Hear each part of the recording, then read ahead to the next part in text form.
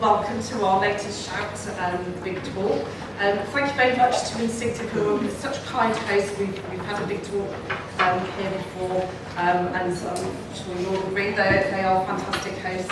Thank you to Opinion, who kindly sponsored our event, and thank you most of all to our panel of speakers. I see some new and some familiar faces here. Those of you that have been to our events before, you'll know that we always have really good speakers. I don't think we've ever had quite such a stellar lineup, so I'm really, really grateful, and thank you so much for coming along. We have these events there that they're very informal, so we invite you to speak one at a time, and then perhaps we have a bit of Q&A, which Catherine's going to moderate at the end, if that's all right. So I'm going to hand over to, first of all, Sally. Breakfast television, for some reason, has been a place where I spent most of my career, despite the fact I remain a bad person in the morning. Still the sort of person who likes evenings rather than mornings, but nonetheless, breakfast has been where I've been. And I think the first thing I think I wanted to say, and I think Adam would echo this, is that the pleasing thing is that breakfast TV audiences are really doing well at the moment. Across, doesn't matter which programme we're talking about, across the board, the audiences are holding up really well. And that's in an age where frequently the theme, and I'm sure it is when we talk in sessions like this, is that multi-channel television and catch-up TV is not great for news audiences. But actually our audience is growing, and I think breakfast audience is growing. And frequently you'll hear, that 700,000 people watch Good Morning Britain and 1.5 million watch BBC Breakfast. That's just an average figure. So actually if you look at the morning, it's 3 million for us, it's 7 million, 10 million people every morning just tuning into those two breakfast TV shows, and that's something that I'm really proud of, but I think also marks out something about live television news that I think we're only just really starting to understand. We think it's going to shrink, of course it is, everyone's watching different box sets or TV channels, but I think particularly with television news there's something about the event, there's something about the live event that still makes it extremely watchable. And a lot of our biggest audiences, if I look back over the 2 years I've been with ITV, have been for those really big live events. So Grenfell, Brussels attacks, some of the really big breaking stories. Although yes, people are using social media, yes, they're using Twitter and Facebook to get part of that news and to respond to it. They're also wanting to see it happen. And they're wanting to join in. They're wanting to be part of that kind of group event of news actually happening. And that's something that we really try to embrace. And I think, although we call ourselves a news magazine programme, we really go now with breaking news. We'll really follow anything that's happening live during the programme, because we know that people will tune in for it. Snow events, the other one that always works. Weather stories, still a classic. It snows, everyone wants to know. Even if it's not snowing in their own area, they just want to see everybody else stuck in a snow bin. So it continually brings people back time and time again. But what we do is being nudged and changed, and I think a lot of that is to do with social media. It's having a huge influence, not just in the way that other people consume news, but in how it kind of influences us. We don't news these days isn't sort of old-fashioned. Here's the agenda, we boxed it up. This is the lead story of the day, and we'll work down to the funny animal story at the bottom. It doesn't really work like that anymore. People have more opinion. Maybe not more opinion, they certainly have a way to express that opinion much more readily and to communicate with us and to tell us how they're thinking and how they're feeling.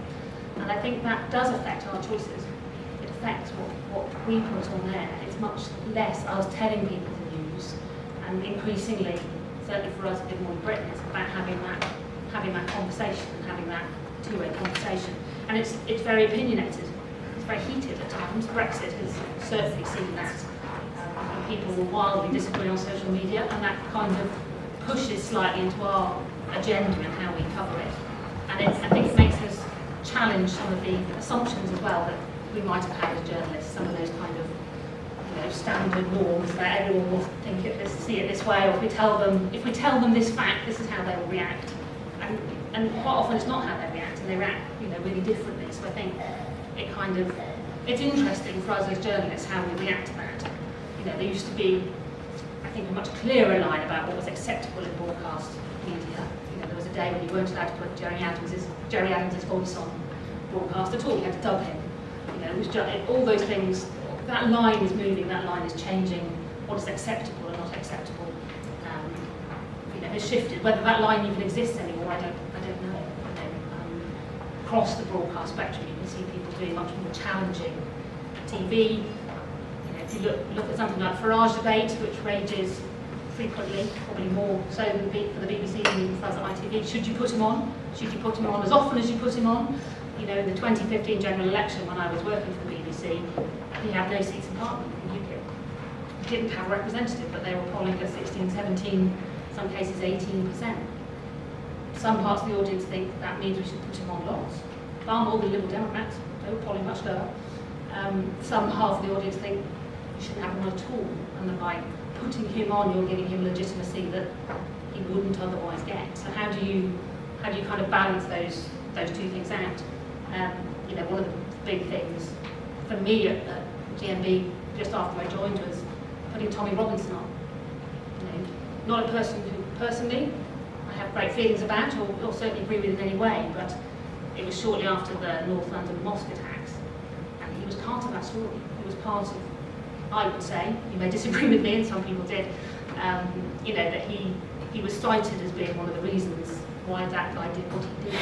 So putting him on, we felt, was part of the story. That was incredibly difficult to do and very, controversial. Still remains controversial. Sky interviewed him last week, just after his, the whole court case about whether he had or hadn't, that court case, and it's a difficult decision to make. You don't do these things lightly, and I think we do it more often now. And I think TV news and broadcasting generally is challenged to do these things more often because of the way that social media has influenced how we cover news. It's true of politics as well, and how we cover Brexit.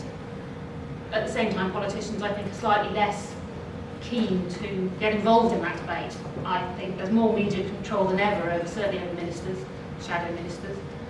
If you look at the party conferences, then Jeremy Corbyn did no live interviews, and just a few pre-recorded ones. Theresa May didn't do, famously, Good Morning Britain, Channel 4 or Channel 5, something that caused quite a stir at the time. They are trying to control, as the debate kind of rages, they're trying to control their media even more, which is kind of another challenge for us. I think that's not. I've probably raised more questions than I've answered there, but I think it's when thinking about the broadcast environment and the challenges for us as broadcasters, talking about social media as a new way of broadcasting is one thing, but trying to recognise the influence it has on you as a journalist and how you treat a story is one of the biggest challenges for us. Hi everyone, I'm Andrew Dagnall. I work at ITV News. I'm head of specialists there, which is quite an ambiguous title, but basically what it means is that I look after all of our on-screen correspondents and editors that have a specialism. So that's anyone from the security editor to the health correspondent, their producers, consumer team, business and economics. It's quite varied. They're all experts. I'm sort of jack of all trades, master of none. I know little bits about all of those different briefs. And I'll talk a little bit about why I think my job's important, in my opinion, in a bit. But I started my career actually as a local newspaper journalist in South Wales, and that was 12 years ago now. And I sort of worked my way up in newspapers for 5 years before I moved into telly. Worked there at the South Wales Echo for a couple of years. And then I came to London. I worked on Fleet Street for a number of years, at the News of the World, I'm afraid to say. Well, I'm not afraid to say, actually, I'm quite proud of the work there. I was there for the last year of that paper being in existence, and I was there on the final day that it shut. And then moved to the Sunday Mirror after that. After that, I then worked at Good Morning Britain, although it was called Daybreak then, on the planning desk for a couple of years, and about 4 years ago I moved to ITN, and I've worked at ITV News in various different roles. I was the news editor for our London news programme for a couple of years, and then I was one of the national news editors working across home and foreign news. And then in the last year and a half I've been working with a specialist journalist. So it's been varied over the last 12 years. I've had the perspective of newspapers and of broadcast as well. I think probably working on both sides, you kind of see how things have changed. There's lots of things that have changed. There are some things that haven't changed as well. I think that in terms of the culture and our priorities, in terms of reflecting our audience, particularly something like ITV News, that's a massive big change, particularly the last few years. We also, the physical changes to the industry as well. You know, the emphasis on digital platforms has become a massive driving force, as Sally was talking about, in terms of not only the kind of stories that we cover, but also how we communicate those stories as well to our audience. But there are certain things I think that probably haven't changed, and that haven't changed from when I was at the South Wales Echo to now working on ITV News, and that really is distinctive and original journalism. That is really what sets us apart, I think, in such a noisy landscape. You know, there are now, alongside the national newspapers and the local newspapers, alongside BBC and Sky and ITV News, so many different platforms that people can get their news. And so I guess it's about how do we try, in that very kind of noisy marketplace, try to establish, you know, keep ourselves established and make sure that people are coming back to us. Now, I am a great believer in obviously covering the news accurately, impartially, and making sure that people know that when there is a big breaking story like the ones that Sally referenced, that they come to us first and foremost because they know they can trust us. But alongside that, it's about also making sure that, you know, we have our own distinctive original journalism that sets us apart and is actually telling people something that they wouldn't otherwise know. So I work, over the last year, I've worked with Allegra Stratton, who's our national editor. She's done a lot on this idea of the county lines phenomenon, which is all about drug running around the country. She's really led the way on that story, to kind of become the expert on that. Rohit Khatri, who's our security editor, he's done a huge amount on covering all of the terror attacks that we've had over the last 12 to 18 months, but also the rise of the far right. You know, again, a lot of resource and his time has been put into covering that story. And I think that while there's so much that has changed in 12 years that I've worked in journalism, the people always will want to know new, fresh, original stories. That's what piques people's interest. That's what people stay interested in coming to places like ITV News, because they know that they can rely on us to break those types of stories as well. A big thing for ITV News at the moment is reflecting our audience, and that kind of takes various different guises. But I think that probably the EU referendum was quite a moment of reckoning, because although we are based in London and our news operation is based at Gray's Inn Road, we like to think that we represent, you know, all corners of the country. But actually, the fact that the referendum happened and the result took everyone by surprise in our news organisation, I think made people think, actually, are we really in touch with our viewers? Are we really in touch with what, you know, they see as priorities? And I think that just the fact that you looked around the newsroom and everyone was so ashen-faced, and I don't think people would mind me saying that, partly because they may have voted a different way, partly because it was so surprising, maybe showed to us that we, you know, weren't necessarily in touch with our audience. I was talking to Jill just now as well. I mean, our viewership is, while we're based in London, is predominantly in the northwest and the northeast and the Midlands. And so we try, you know, always, if we're covering a story that needs a case study or that needs us to talk to, you know, actual people that are involved in the story, we try and go to those different places. And it's, you know, the worst thing that we can possibly do, to be honest, is to stay in London and talk to people there, unless obviously the story is in London, in which case we've got to cover it. Other things that we've tried to improve recently is our representation of women in our coverage, and also ethnic diversity as well. In terms of, if I start with our representation of women, it was something that we were very, very poor at. You know, I don't think anyone at ITV News would mind me saying that publicly. And it sort of came into sharp focus around about 2012, because there was professor at City University who basically started analysing the number of women that broadcasters put on screen. That's not just ITV, BBC, Sky as well. And that was women experts that we were talking to, but also on-screen journalists, you know, the editors, the correspondents. And I think ITV was probably, I think it was the worst actually out of all of the main broadcasters. So again, that was sort of another moment of reckoning for us, and a lot of effort has been put into making sure that we redress that balance and get somewhere towards parity. Just in terms of practical things that we do in the newsroom now to make sure that we have more women on screen in the planning process, or look at the number of women that we have that are the on-screen journalists, and if there is an imbalance there, we'll look to redress that in the early planning stages. But also, you know, we will go through story by story in the morning meeting and say, you know, where are the opportunities for us to speak to more women? Are there more female experts that we could have on a certain story? You know, is there a way that, you know, a case study, if a piece is predominantly all male contributors, is there something that we can do to change that? It's sort of the kind of thing that causes some parts of the newsroom to kind of eye roll, I would say, you know, because there's that feeling that maybe you shouldn't try and engineer your coverage in that way. But I guess the point is that unless you take that kind of action, change isn't going to happen, and actually you're not going to reflect the fact that, you know, we need more women in our coverage, unless we take that decisive action as well. Ethnic diversity as well is a really big thing. Again, our numbers on representing,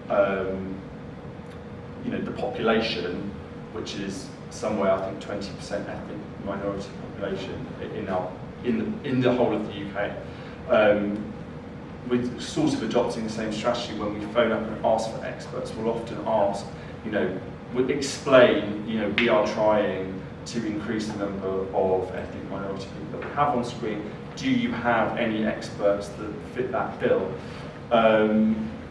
And, you know, as PR professionals, I would ask, you know, that that's something that you're mindful of. It's obviously not always easy, because the expert that you might have in that field might be a white man. That's fine, but we will always ask in an attempt to try and change things a little bit. Digital as well is something that I should talk about, because we've put, over the last year, we've had a new head of digital coming to ITV News called Stephen Hull. He used to be the editor-in-chief of the Huffington Post. Brilliant digital mind that he has, and kind of thinks about stories totally differently to the way that I think we would as sort of traditional broadcast journalists. And we're doing a lot more bespoke content for our website and social media platforms. He has just started a new series that Raghi Omar, one of our News at 10 anchors and international affairs correspondent, is anchoring, which is called Young, Muslim and British, which is all really about trying to create some bespoke content and for our digital platforms, but equally shows you a way that we're trying to reach different communities as well. So that's something that he's really been pushing. And you know, what I would say to you guys is, I know the Holy Grail is getting clients or, you know, whoever you're representing on telly, but our digital platforms reach something like 100 million people across a month. And so if you were to pitch a story and I would say, look, I don't think that's going to work for TV, but have you thought about one of our digital shows? That's something to really seriously consider, because actually it will reach a lot more people than perhaps it would do on telly.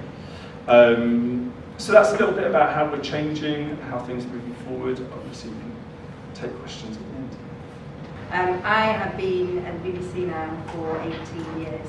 And started in print, came into radio with no experience of radio at all. I flirted a bit with telly, and I'm quite proud that I just keep going back to radio, and I love it. And I love it because of its immediacy, because of its flexibility, and these guys have to worry about a whole load of furniture that just doesn't bother me. I can just bring them home and put you on the radio.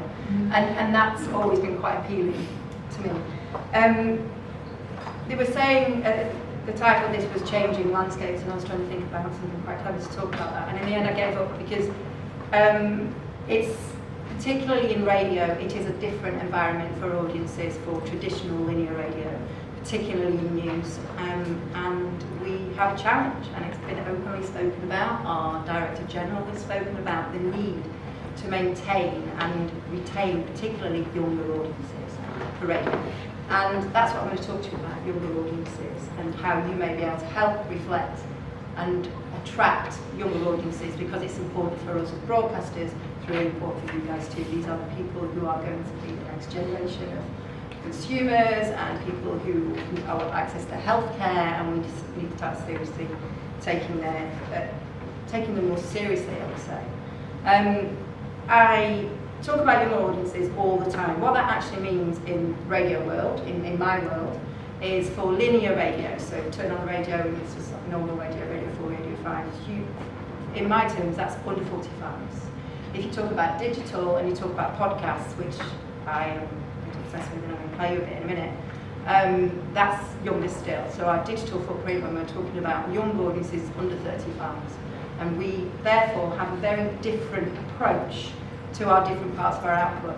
Neither of them are more important. My live radio offering is just as important as my digital and my podcast offering, but I've got to start thinking about how to change, make it more relevant, make it more relatable, and particularly talk about tone. There's a few figures here for radio. So 80% of young audiences, that's on 30s, come to the BBC every week service them.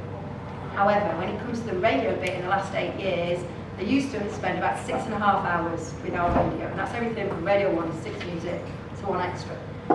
It's dropping. It's gone down to 6.5 hours a week now. And so, sorry, it's gone down to 4.5 hours a week, so it's a 2-hour drop. And for us, that's something we should need to seriously think about.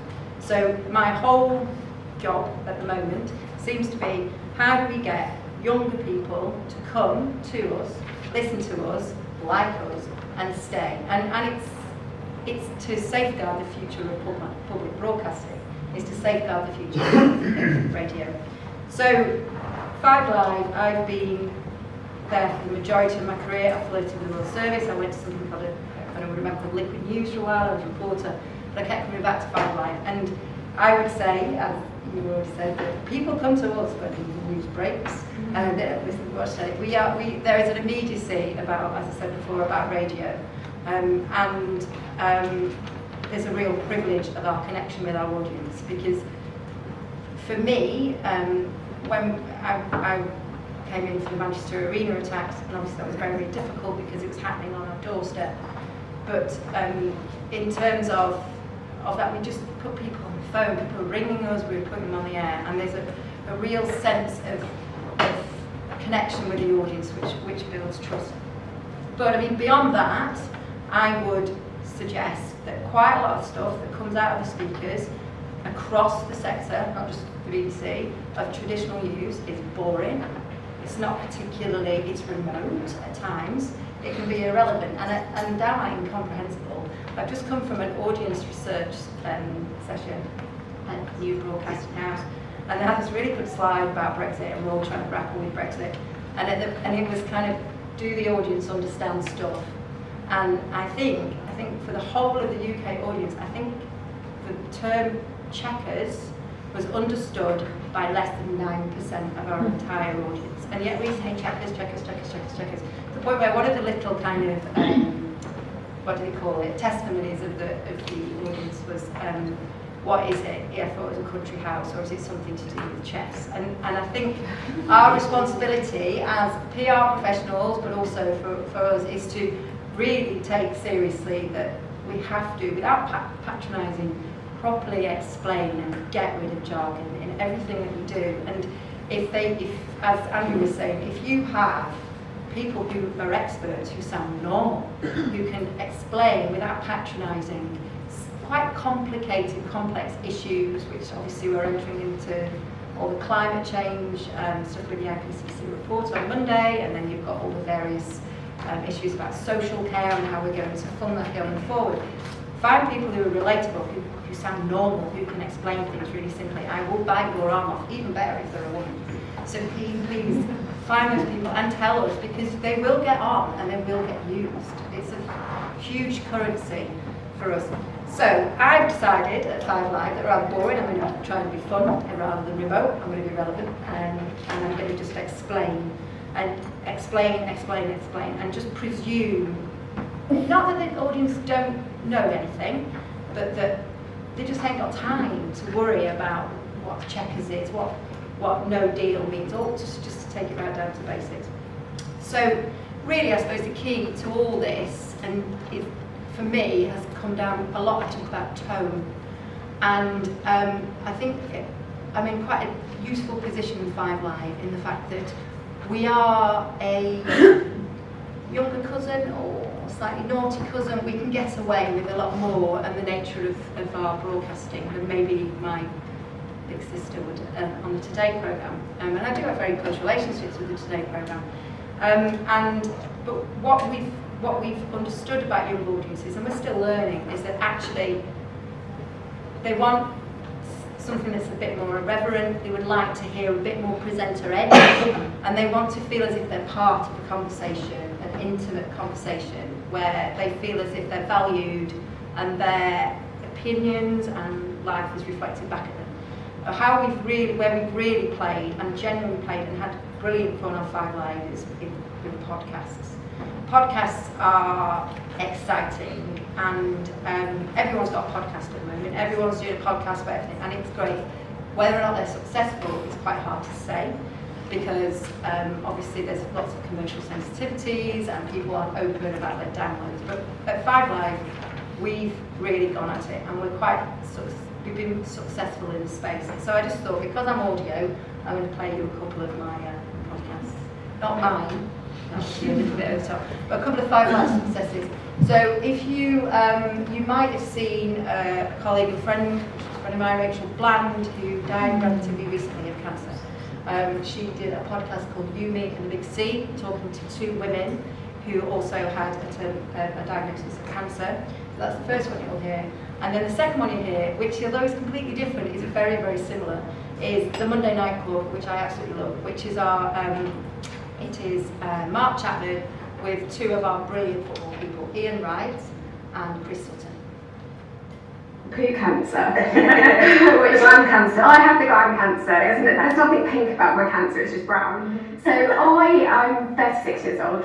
I was diagnosed just over a year ago, just before Christmas, nothing like a Christmas present, to be told that after 6 months of a change of bowel habits, basically where I was pooing blood. I'm going to be very frank, because I think one of the biggest problems is that people are not frank enough about the symptoms that led to their diagnosis, and then as a result it holds up their diagnosis.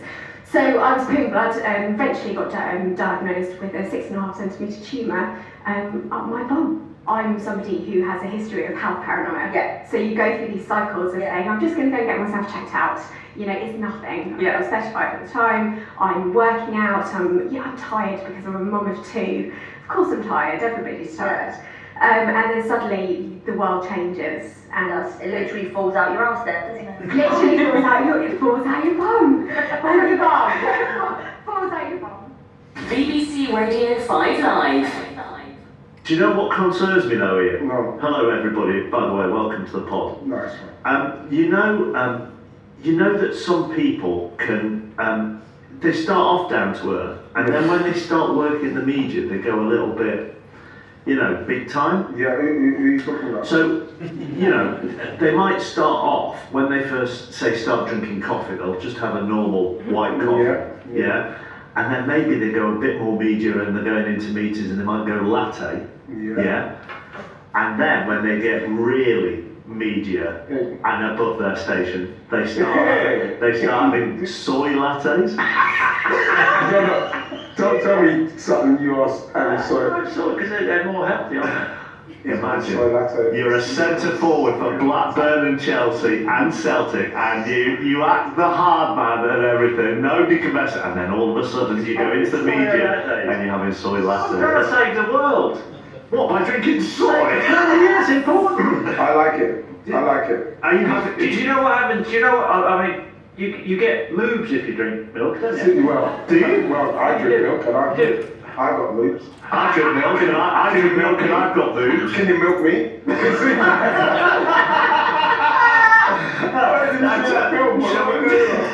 Hey, I got loops. Can you milk me?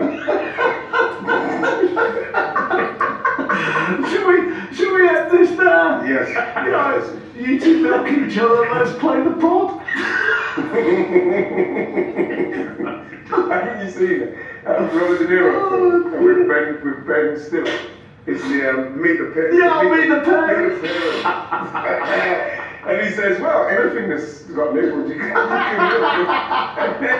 He says, Robert De Niro in that face says, well, I got nipples. Can you milk me? I've got to watch that again. I watched it for years. I'll watch it tonight, yeah. You got to watch it. I got moves. Just in case we keep all of that in as well, let's start the pod. So, the reason I played you that is that there will be an awful lot of people who say that isn't news. That isn't news, that's having a laugh. And that's not what journalists should be doing. I obviously don't agree. I think that if, in my environment, not necessarily appropriate for your environment, although on your social channels it's a different thing, there is a real desire now for us to play with tone and how we present people and how we use our talent. And we do, we are very, very lucky, we have great talent. And I think the more that we play, the more that we realise that people value and they come back and they think, actually, I've seen Meet the Parents as well, you know, Robert De Niro's funny with it. Now this isn't something which you will necessarily hear every day on my programme. They are obviously quite specific spaces. But when it comes to relating and using humour and tone, I think for radio, it's a brilliant place to do that. And I think in using people, particularly with Ian Wright and Chris Sutton, hearing genuine laughter on the radio is great. It's not manufactured that they're having a proper laugh, and it's infectious and it wants you to get involved. And I think particularly for younger audiences, they feel included. It's something that they don't feel excluded from. I think just in terms of what I do on my programme, it's, as I say, thinking about the younger audiences, in the past year I have probably, apart from my presenters, changed virtually everything on my programme. I have changed the shifts, I have dropped night shifts. We no longer have night shifts on the breakfast programme, which has been interesting. And the reason that I've done that is that what I would like to try to do is to, as you were talking, reflecting our audiences, what I'm now trying to do is go beyond just reflecting them and actually bringing them to the party. I only have my running order at 6 o'clock when we go on air is 60% full at the most. And the whole of the programme now is entirely driven by interaction with the audience. And when I say that, it isn't like putting on Dave from Colchester to motorbike parking fine. What it is about is to find conversation, find talking points, similar to what Sally says in the way you do social media, and find stories and allow people to contribute and add to the greater understanding of a particular issue. And I suppose the last thing I would say is that between 9 and 10 on a Monday to Friday, Nikki does Your Call, which is a phone-in.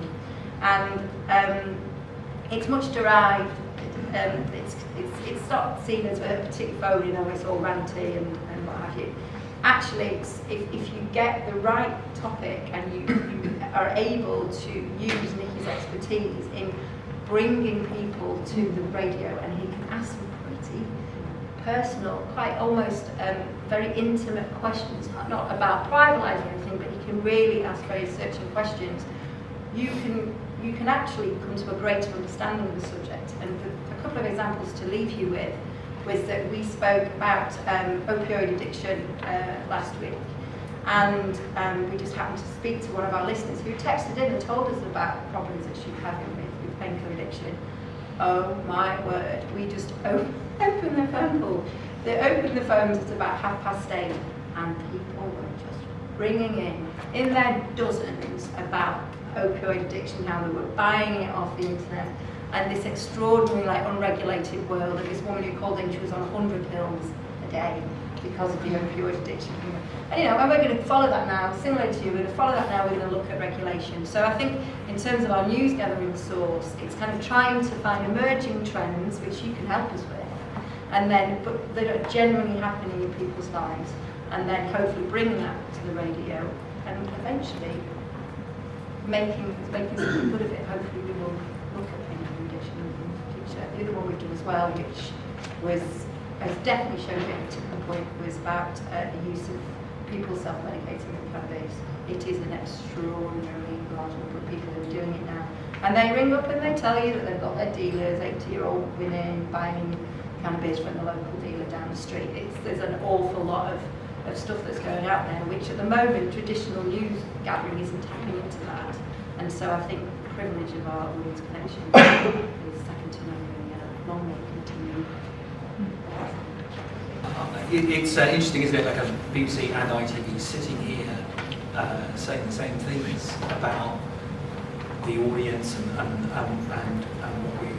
what we want and the challenges we're facing. What do you want us to talk about? We'll talk about the changing landscapes. The thing about the landscape is that it's changing all the time. So how's back in 6 months and it'll be slightly different again.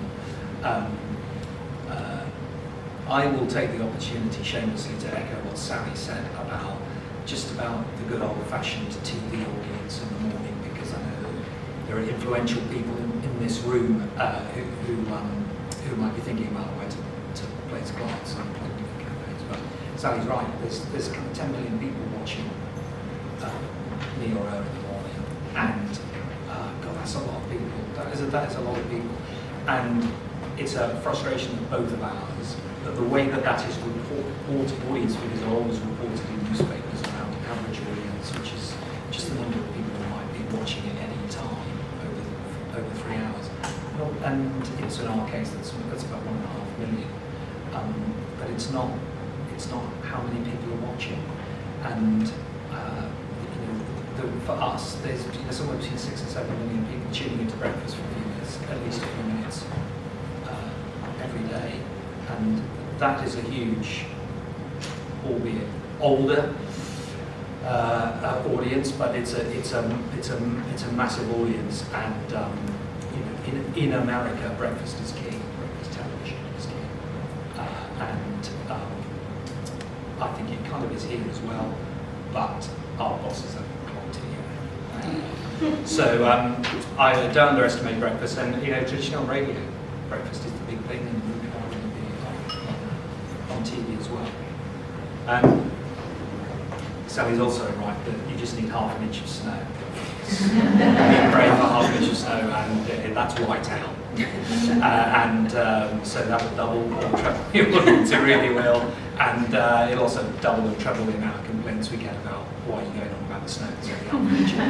But then you see the figures and you just think, don't care. Yeah, big audience. I think there's also something about the breakfast television audience. I suspect it applies to Good Morning Britain as well. It certainly applies to breakfast, which is there are lots of people who get all their TV news from us and nobody else.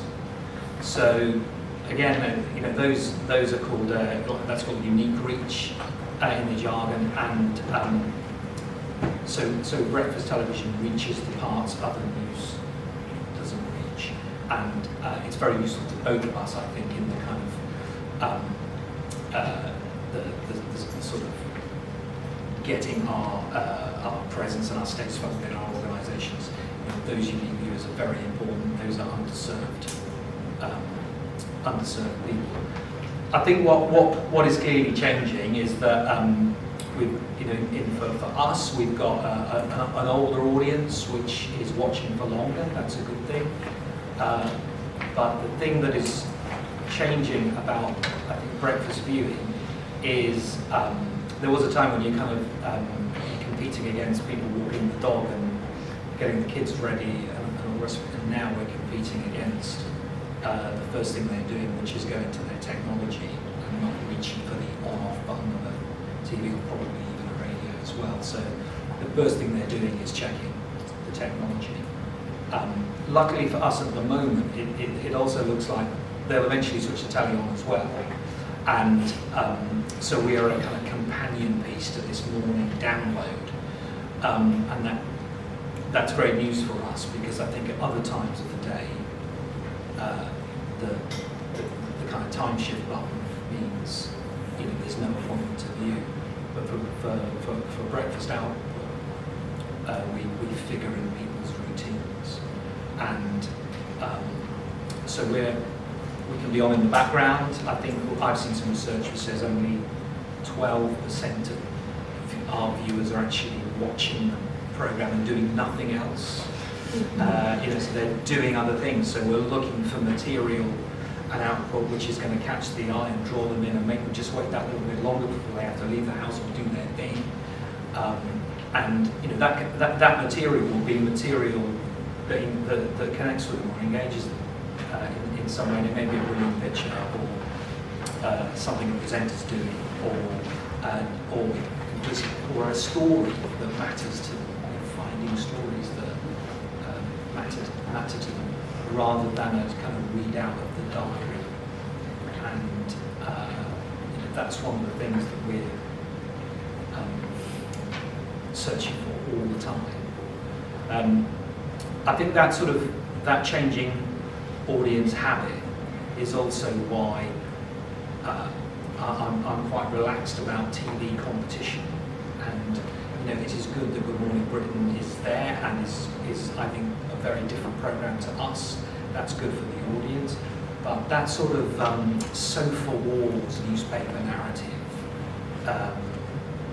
battle for viewers and all this stuff, I think that's a bit 20th century, really. I think we're not really in competition with each other. We're in competition with all the other things that are going on in people's lives in the morning. Children are probably our biggest. Children in their control of the remote are our biggest enemy, not what we're saying or peers are saying. We're both comfortable in our own skins, which I think is quite healthy for the audience. And digitally, everything that's been said about digital so far, really, I'm thinking, that's us too. It's so important, and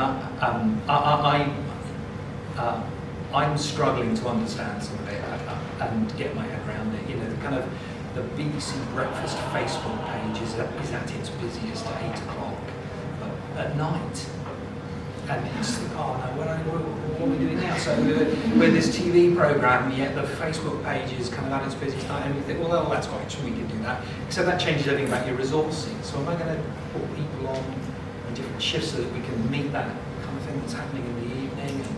And what is the point of some of this digital stuff? And I think we're still learning this, and it has to be, we decided a few months ago, we can't just do like presenter outtakes and animals, like baby animals. And you can do baby animals, and believe me, if you put 5 baby animal videos out, they'll be the 5 most watched that you'll get in the week. So we've just done this thing actually where we picked a bit of the audience that we thought was a little bit underserved by us, which is young women.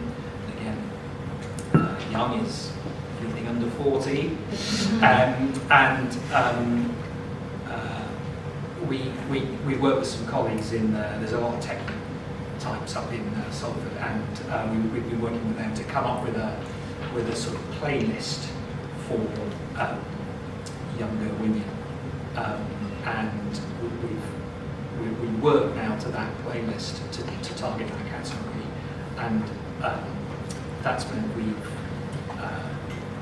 certain kinds of things we choose, and then developed a kind of style guide for tone of voice, because how you speak on digitally is different to how you're going to talk on the telly, and we're still learning that language. And I guess as soon as we think we are on top of it, we'll have to change it again. But that's been a really interesting experiment for us, and I think is working. But it's quite controversial, getting away from thinking about digital as just a sort of is the kind of copy and paste from TV onto a digital platform. That's all right. So it's not all right. It's a completely different thing, and you have to get your head around some quite weird concepts, and your people have to think differently or be trained differently, maybe recruited from a different place as well to make that work. And that's something we're wrestling with at the moment. And like I say, on Facebook and Instagram, we're doing this thing, which seems to be going down quite well. And I suppose lastly, I'd say something about being in the north.